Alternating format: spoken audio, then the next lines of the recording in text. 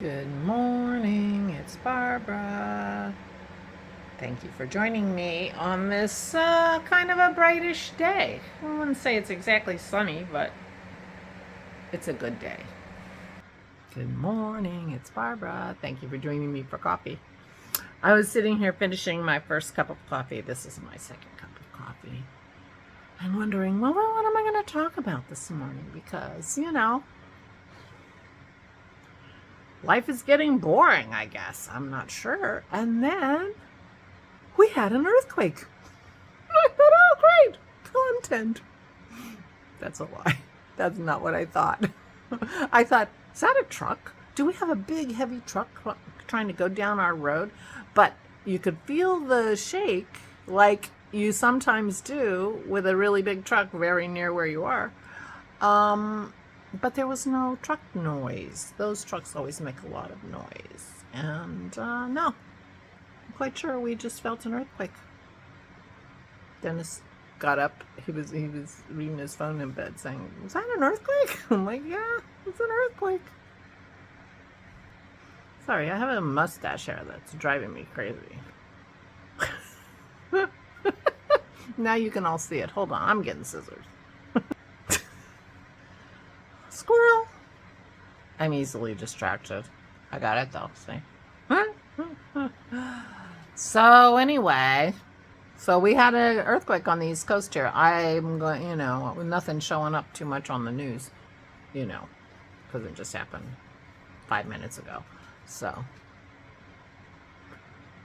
obviously not very big around here, but who knows where the epicenter was? Be interesting to find out. I'm in southeastern Pennsylvania, for those who don't know. It's not that we never get earthquakes. We do occasionally, but not very often. I can remember once when I was working, and I've been retired for 10 years, so this is quite some time ago. I was in a meeting where, and the meeting included people in our Washington office, Washington, D.C., and yeah, we're sitting in a meeting, and the people in D.C. say, "Oh, we're having an earthquake." That was an earthquake. And we're like, "Oh, that's cool. You're having an earthquake." And like 5 minutes later, we were having the same earthquake. Yeah. So we get earthquakes around here. We have more now than we used to because of the fracking. I'm in Pennsylvania. Lots of fracking happening in Pennsylvania. A lot of the little earthquakes that have been happening in the United States, in places that don't usually have earthquakes, it's because of the fracking. Because they basically break the rocks under the ground, and that starts things shifting. Not a good thing, in my opinion. Anyway, so we just had a little earthquake. I'll be interested to see where it really originated and if there was any damage. But certainly nothing here. It was just a vibration that had coincided with a really, really big truck sound. I would have put it down to a truck vibration. But we were living in Seattle when Seattle had its earthquake, its last big earthquake. Well, it was like in 2020. No. 2000. In the year 2000. 2020. In the year 2000, we were living in the Seattle area and had a big earthquake at that time. And there was a lot of damage and everything. But we lived on top of a hill. Quite a steep hill. And it started out and it felt like it was a big truck. That shaking. And but we were on the top of a really big hill. We did not get big trucks up that hill. I'm like, that's really crazy. And then the chandelier in the entryway started swaying. And I was on a meeting. And I'm like, I'm having an earthquake. And they're like, "Oh, Barb's having an earthquake." And it kept going, and it kept going. And finally, my second phone line rang. And I'm like, guys, I have to go. I'm having an earthquake. And Dennis is calling me to making sure I'm okay. I have to go. And he was. He had been in the Microsoft, one of the Microsoft buildings, and, you know, like he had gotten under a desk and stuff. And there you can see video about, you know, things waving in those buildings. But those buildings were encased in glass. And he did not leave that building because that glass, I mean, that would just chop you right in half. Anyway, so I've been in a real big earthquake once. I just put a leash on the dog. Sandy was our dog at that time. Put a leash on the dog and took her outside and stood outside. I'm like, the ground isn't going to open. But a lot of the ground in Seattle just turned into like oatmeal. Just, anyway, yeah. Hold on. Ooh, Dennis just heard. So it was a 4.8 earthquake centered in Lebanon, New Jersey. I mean, we're not very far from New Jersey. We're about 70 miles from New Jersey, 50. Hunterdon County. Oh, Lebanon, New Jersey, Hunterdon County. Hunterdon County is where the New Jersey Sheep and Wool Show is. So, yeah. Oh. Oh. Our friend Len lives up by there. Oh, I'll have to see how they're doing. Oh my gosh. 4.8. So, yeah. Something happening here. Anyway, so there's my earthquake story. Dennis heard me talking to you, so he came down to update me with the real info. There you go. My news guy. He's also my weather guy. Anyway, so that's the news around here. I'll keep an eye on it and let you know what happened. Meanwhile, Bonnie came yesterday, Dennis's cousin, to visit her aunt and us, and we had a very lovely little visit with her. She only stayed a couple of hours, but meanwhile, I cleaned the house, and Dennis and I both cleaned the house a little bit. You know, we don't want her to think her aunt lives in a pigsty. I've said that before. If we keep getting people coming over every once in a while, the house will stay pretty clean. The Pete and Terry, our cleaning people, will be coming on Wednesday, so I won't have to do much. I won't have to do much for the next few days. Just sweep a couple times because Pearl's starting her shedding season, and it's mud season, so, you know, we have to sweep. But, yeah. So yesterday was good. We finished the second movie of the Lord of the Rings trilogy, The Two Towers. Tonight we will start The Return of the King.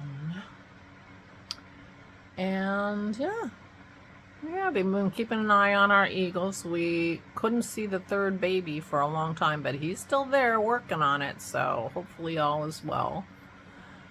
And yeah. So that's what's happening here. I did not knit. I gave my arm a day off. I might put it, I didn't wear a patch yesterday, but I might put a patch on today and do some knitting because I'm this close to finishing. Well, I have I'm 2/3 of the way through because I had 6 skeins of yarn. And my plan is to knit the last 2 skeins to the end, and then I'll be done. So I've knit 4 out of the 6, so I'm 2/3 of the way done. And if I hurry up,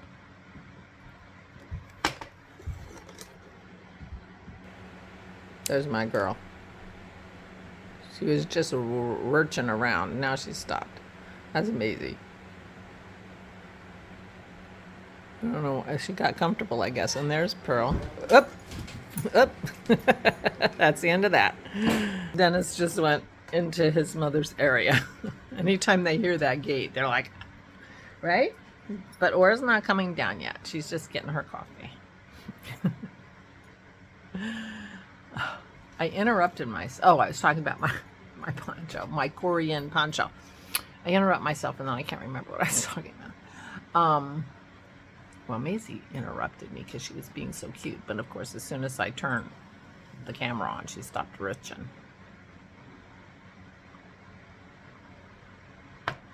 Anyway, so I've knit 6 skeins and started.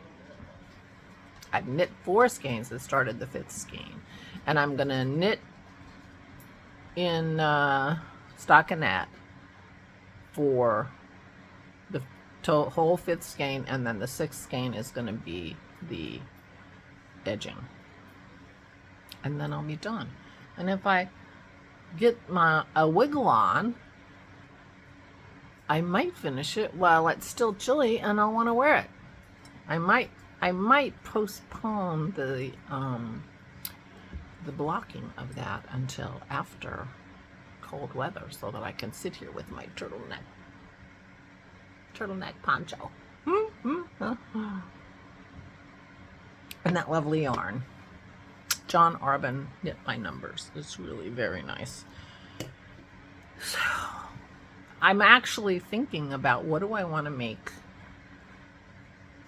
for my next sweater or big project.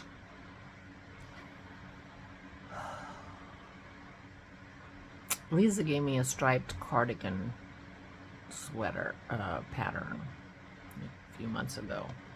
I don't remember the name of it. But I had bought some Crafty Toad's yarn, Toad Hollow yarn, a couple years ago, because I had found a striped sweater that I thought I wanted to make in Pom Pom magazine. So this must have been 3 years ago. I haven't got Pom Pom for a couple of years at least. So anyway, I bought gingerbread, which was one of their colors, I don't know, maybe from their fairy tale series, and sort of a raspberry color that went together, and I was going to make a striped sweater. Well, this is a striped sweater, although I have to check the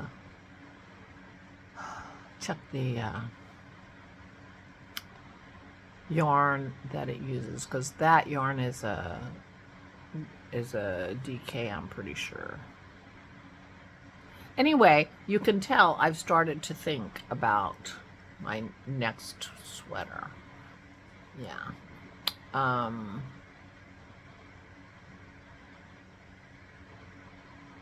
Trying to find something that's not going to take too much brain power. Although my Sylvester, that Sylvester, although I don't know where the yarn, my alternate color yarn is, but anyway, that has it's an interesting sweater in that it's like a worsted weight sweater, but it has fingering weight colored yarn through it as a design element, and it's you're kind of knitting a row with this fingering weight that doesn't add to the length of your sweater in the least. So it feels, you know, I think it's going to feel a little bit like double knitting, where, you know, you don't get very far very fast.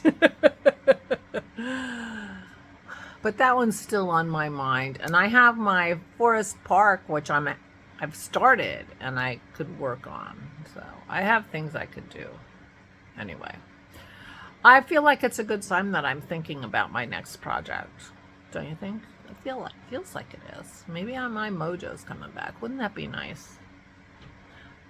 Wouldn't that be nice? Anyway, I guess I'm done. We have not had anything that remotely resembled an aftershock yet. I don't know if we will. I hope the folks in Jersey are good. Our friends Lenny and Liz live not too far from that epicenter, so I hope they're okay. And yeah, I will keep you posted. Meanwhile, please take good care of yourselves. Please, please stay safe and stay sane.